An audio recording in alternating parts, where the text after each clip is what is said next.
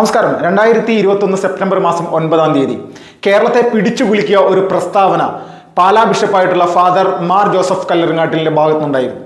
അദ്ദേഹം നടത്തിയ പ്രസ്താവന എന്താണെന്ന് വെച്ചാൽ ഒറ്റ വിഷയം മാത്രമാണ്, ലഹരിയുമായി ബന്ധപ്പെട്ടതാണ്. കേരളത്തിൽ നാർക്കോട്ടിക് ജിഹാദ് എന്ന് പറയുന്ന ഒരു സംഭവം ഉണ്ടെന്നും ഇത് സുഡാപ്പി ഭീകരന്മാരുടെ ഭാഗത്ത് നിന്ന് കേരളത്തിലെ യുവതിയുവാക്കളെ വലിയ തരത്തിൽ ഈ അടിമകളാക്കുന്ന, ലഹരിക്ക് അടിമകളാക്കുന്ന തരത്തിലേക്കുള്ള ഒരു സംഭവമാക്കി മാറ്റിയെടുത്തുകൊണ്ട് വ്യാപകമായിട്ട് ഇതിൻ്റെ ഒരു ഉപയോഗം വർദ്ധിപ്പിക്കുകയും ഇതുവഴി ഭീകരന്മാരുടെ ലക്ഷ്യപൂർത്തീകരണത്തിലേക്ക് കാര്യങ്ങൾ എത്തിക്കുക എന്നുള്ള ലക്ഷ്യത്തിലേക്ക് കൂടുതൽ ഇവിടെ ഇതുപോലുള്ള കാര്യങ്ങൾ നടക്കുന്നു. ഇതിനെതിരെ സർക്കാരും ശക്തമായിട്ടുള്ള നടപടിയെടുക്കണം. അതോടൊപ്പം തന്നെ സഭയുടെ അനുയായികളായിട്ടുള്ള അല്ലെങ്കിൽ സഭയുമായി ചേർന്ന് നിൽക്കുന്ന വിശ്വാസികൾ പൂർണ്ണമായിട്ടും ഇത് തിരിച്ചറിഞ്ഞുകൊണ്ട് തങ്ങളുടെ കുട്ടികളെ ഇതുപോലുള്ള പാതയിലേക്ക് പോകുന്നുണ്ടെങ്കിൽ അത് കൃത്യമായിട്ട് ശ്രദ്ധിച്ച് അവരെ തിരിച്ചു കൊണ്ടുവരണം എന്നുള്ള രീതിയിലേക്കാണ് അദ്ദേഹം നടത്തിയ ഒരു പ്രസ്താവന. അപ്പോൾ ഈ ഒരു പ്രസ്താവന നടത്തിയ മുതൽക്ക് പറഞ്ഞതിന്റെ കൂട്ടത്തിൽ ജിഹാദ് എന്ന് പറയുന്ന ഒരു സംഭവം കിട്ടി.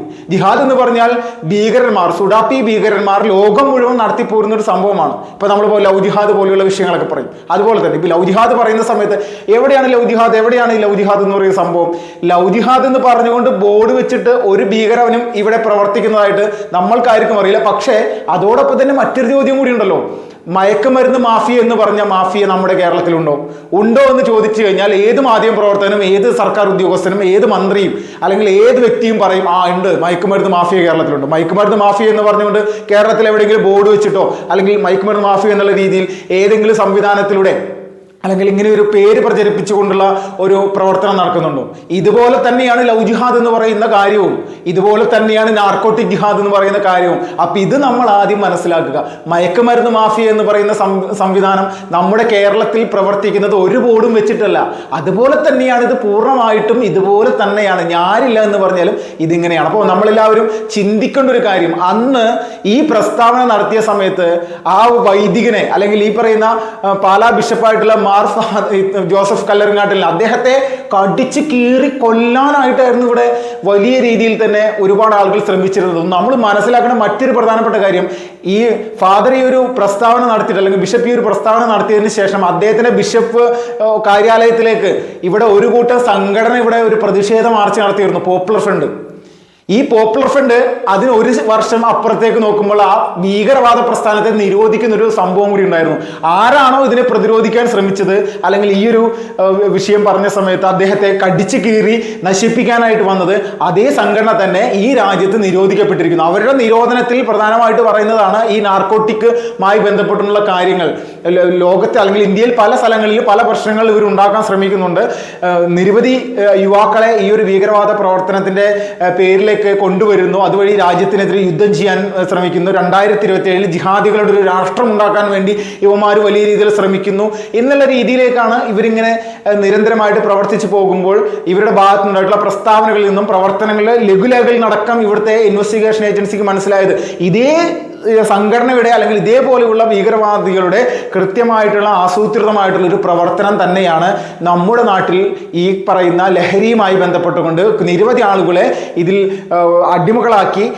യഥാർത്ഥത്തിൽ ഇവർ അടിമകളാക്കുന്ന സമയത്ത് ഇവർ ഏത് സംസ്കാരത്തിലാണ് നിൽക്കുന്നത്, ആ സംസ്കാരത്തിൽ നിന്ന് ഇവരകന്നു പോവുകയും അതിനൊരു സുരക്ഷാ കവചമായിട്ട് നിൽക്കുന്ന അല്ലെങ്കിൽ യുവതി യുവാക്കളെ പൂർണ്ണമായിട്ടും ഇതിൽ നിന്ന് അകറ്റി മാറ്റി കഴിഞ്ഞാൽ അവരുടെ പ്രവർത്തന കാര്യങ്ങൾ ഇവിടെ എളുപ്പമാണ്. അവർ ഉദ്ദേശിക്കുന്ന കാര്യങ്ങൾ വലിയ രീതിയിൽ സജീവമായിട്ട് ഇവിടെ കൊണ്ടുപോകുന്നുണ്ട്. അപ്പോൾ തീവ്രവാദികളെ സംബന്ധിച്ച് രാജ്യത്തെ നശിപ്പിക്കാൻ, രാജ്യത്തെ യുവതി യുവാക്കളെ നശിപ്പിക്കാൻ വേണ്ടി അവർ ബോംബ് മാത്രമല്ല ഉപയോഗിക്കുന്നത്, അവർ പ്രണയത്തെ മാത്രമല്ല ഉപയോഗിക്കുന്നത്, അവർ മയക്കുമരുന്ന് ഉപയോഗപ്പെടുത്തുന്നുണ്ട്. അതിൻ്റെ ഒരു കൃത്യമായിട്ടുള്ള സംഭവ വികാസങ്ങൾ ഇന്ന് നമ്മുടെ കേരളത്തിന്റെ കരയിൽ നടന്നുകൊണ്ടിരിക്കുന്നത്. നമ്മുടെ ഈ 2025 പിറന്നതിന് ശേഷം 14 പേരെയാണ് 25 വയസ്സിന് താഴെയുള്ള ചെറുപ്പക്കാര്, അതിൽ പ്രായപൂർത്തിയാകാത്ത ആളുകൾ വരെ ഉണ്ട് എന്നുള്ളതാണ് നമ്മളൊരു വലിയ ഞെട്ടിക്കുന്ന കാര്യം. കൊലപ്പെടുത്തിയിരിക്കുന്നു. ഇതിലേറ്റവും പ്രധാനമായിട്ട് ഈ ന്യൂ ഇയർ ദിനത്തിൽ തൃശ്ശൂർ 14 വയസ്സുകാരായിട്ടുള്ള 2 പേര്, 2 ചെറിയ കുട്ടികൾ ഇവരെ ലഹരി ഉപയോഗിക്കുന്നതിനെ ചോദ്യം ചെയ്തതിന് ഒരു 30 വയസ്സുകാരൻ എന്ന് പറയുന്ന നിവിൻ എന്ന് പറയുന്ന വ്യക്തിയെ കുത്തിക്കൊലപ്പെടുത്തുന്ന ഒരു അവസ്ഥ. അപ്പൊ എന്താണ് ഇങ്ങനെ ഒരു സംവിധാനത്തിലേക്ക് നമ്മുടെ കേരളക്കരയെ എത്തിച്ചിരിക്കുന്നത്? ലോകം മുഴുവൻ ഭീകരവാദികൾ വലിയ തരത്തിൽ അവരുടെ പ്രധാനപ്പെട്ട ഭീകരവാദത്തിന് സാമ്പത്തികം കണ്ടെത്താൻ വേണ്ടിയുള്ള പ്രധാനപ്പെട്ട ഒരു വിഷയം തന്നെയാണ് മയക്കുമരുന്ന്. ഒരു തർക്കമില്ല. അത് താലിബാന്റെ പ്രവർത്തനം. താലിബാൻ എങ്ങനെയാണ് പണം ഉണ്ടാക്കുന്നത്? താലിബാൻ ഏത് തരത്തിലാണ് ലോകം മുഴുവൻ കറുപ്പ് വിറ്റ് അല്ലെങ്കിൽ അതിൽ നിന്നുള്ള ലഹരി പദാർത്ഥങ്ങൾ കൃത്യമായിട്ട് വേർതിരിച്ചെടുത്ത് അത് വിറ്റിട്ടാണ് ഈ പറയുന്ന അഫ്ഗാനിസ്ഥാനിലെ താലിബാൻ എന്ന് പറയുന്ന ഭീകരവാദ സംഘടന കൃത്യമായിട്ട് നിലനിൽക്കുന്നത്. അപ്പൊ ഇത് പറയുന്ന സമയത്ത് പറയും, അയ്യോ അത് അഫ്ഗാനിസ്ഥാനിൽ മാത്രമല്ല മ്യാൻമറിലുമുണ്ട്. അതേ മ്യാൻമറിലുമുണ്ട്. മ്യാൻമറിൽ ഉള്ള ഭീകരവാദികൾ, അവിടെ മ്യാൻമറിലുള്ള ഭീകരവാദികൾ ആരൊക്കെയാണെന്ന് നമുക്കറിയാലോ.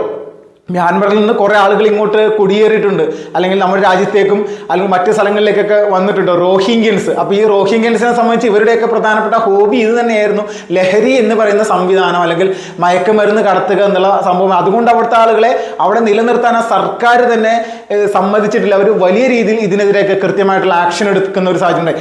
ഇതേ മ്യാൻമർ വഴി മണിപ്പൂരിലേക്ക് ഒരുപാട് ലഹരി കടത്തുന്ന വിഷയവുമായി ബന്ധപ്പെട്ടുകൊണ്ട് അതിനെല്ലാം പ്രതിരോധിക്കുന്ന സമയത്തായിരുന്നു അവിടെയുള്ള പ്രാദേശികമായിട്ടുള്ള സായുധ സേനാംഗങ്ങൾ തമ്മിലുണ്ടായ സംഘർഷം. ഈ സംഘർഷത്തെയാണ് യഥാർത്ഥത്തിൽ മണിപ്പൂർ കലാപം എന്നൊക്കെ നമ്മൾക്ക് പറയാൻ സാധിക്കുന്നത്. അല്ലാണ്ട് ഇത് മതത്തിന്റെ പേരിൽ ഒന്നും ഉണ്ടായിരിക്കുന്നതല്ല. നാർക്കോട്ടിക് ജിഹാദ് അല്ലെങ്കിൽ നാർക്കോട്ടിക്കുമായി ബന്ധപ്പെട്ടുള്ള പ്രശ്നങ്ങളാണ്. ഇതേ സംഭവം നമ്മുടെ കേരളക്കരയിൽ വ്യാപകമായിട്ട് വ്യാപിച്ച് പന്തലിച്ച് പടർന്നു വരുമ്പോൾ നമ്മുടെ കേരളത്തിലുള്ള നമ്മുടെ സർക്കാർ സംവിധാനങ്ങൾ അല്ലെങ്കിൽ ഗവൺമെന്റിന്റെ ഭാഗത്ത് നിന്ന് എന്താണ് ഇതിനൊരു പരിഹാരം കാണുന്നതിനായിട്ടുള്ളൊരു നടപടികൾ ഉണ്ടാക്കുന്നത്? ആരെങ്കിലുമൊക്കെ ഇടയ്ക്ക് പിടിച്ച് എക്സൈസ് ആയിട്ട് നിർത്തിക്കൊണ്ട് ഇതാണ് പിടിച്ചിരിക്കുന്നു, ഞങ്ങൾ ചാരായം പിടിച്ചിരിക്കുന്നു, കഞ്ചാവ് പിടിച്ചിരിക്കുന്നു, അല്ലെങ്കിൽ MDMA പിടിച്ചിരിക്കുന്നു എന്നുള്ളത് പറയാതെ ഏതെങ്കിലും നാർക്കോട്ടിക്കുമായി ബന്ധപ്പെട്ടുകൊണ്ട് ഏതെങ്കിലും ഒരു ഉന്നതനെ അറസ്റ്റ് ചെയ്യുന്ന അല്ലെങ്കിൽ ഇതിൻ്റെ ഏതെങ്കിലും മേലാളന്മാരെ അറസ്റ്റ് ചെയ്ത് പൊതുജനങ്ങളെ മുന്നിലേക്ക് കൊണ്ടുവരും. ഞങ്ങൾ കൃത്യമായിട്ട് ഈ പറയുന്ന മയക്കുമരുന്നിനെതിരെ ഞങ്ങൾ പ്രവർത്തിക്കുന്ന ആളുകളാണെന്ന് പറയാനുള്ള കപ്പാസിറ്റി പിണറായി വിജയനും ഇവിടുത്തെ സർക്കാർ സംവിധാനങ്ങൾക്ക് ഉണ്ടോ എന്ന് നോക്കിക്കഴിഞ്ഞാൽ അതില്ല എന്ന് തന്നെ വേണം പറയാം. അപ്പോൾ പാലാ ബിഷപ്പിനെ പോലെയുള്ള ആളുകൾ പറഞ്ഞതിൽ യാഥാർത്ഥ്യമുണ്ട് എന്നുള്ളത് കൂടി നമ്മൾ എല്ലാവരും ഈ സമയത്ത് ചിന്തിച്ച് മനസ്സിലാക്കണം. അന്ന് അദ്ദേഹത്തിന്റെ സമുദായ അംഗങ്ങൾ പോലും അദ്ദേഹത്തിനെതിരെ വിരൽ ചൂണ്ടി സംസാരിക്കും. താങ്കൾ എന്തുകൊണ്ടാണ് ഇങ്ങനെ ഒരു പ്രസ്ഥാനം നടത്തുന്നത്,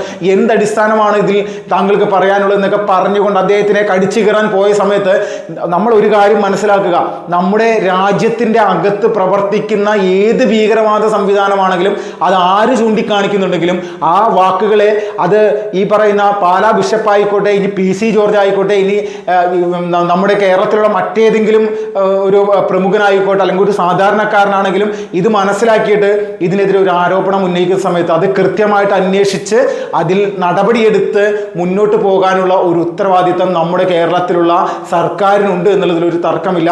ഈ നാർക്കോട്ടിക് ജിഹാദ് അടക്കമുള്ള സംഭവങ്ങളെ സംബന്ധിച്ച് ഈ ഫാദർ ഇത് വലിയ രീതിയിൽ പറഞ്ഞ് ജനങ്ങളെ മുന്നിലേക്ക് ഈ ഒരു വിഷയം എത്തിച്ച സമയത്ത് അദ്ദേഹത്തെ കടിച്ചു കീറാൻ പോകുന്ന ആളുകൾക്ക് ഇന്ന് ഇത് തടയാനായിട്ട് അല്ലെങ്കിൽ ഇന്ന് നടന്നുകൊണ്ടിരിക്കുന്ന വിഷയത്തെ തടയാനായിട്ട് എന്തെങ്കിലും ഒരു കഴിവുള്ള ആളുകളാണോ എന്ന് നമ്മൾ നോക്കിക്കഴിഞ്ഞാൽ ഇവരെ കൊണ്ടൊന്നും ഇത് സാധിക്കില്ല. ഇനി ഇവിടെ ഒരു വലിയ രീതിയിലൊരു ഭരണമാറ്റം തന്നെ വരുന്നത്. കഴിഞ്ഞ ദിവസം BJP സംസ്ഥാന പ്രസിഡന്റായിട്ടുള്ള K. സുരേന്ദ്രൻ ഒരു പ്രസ്താവന നടത്തിയിരുന്നു.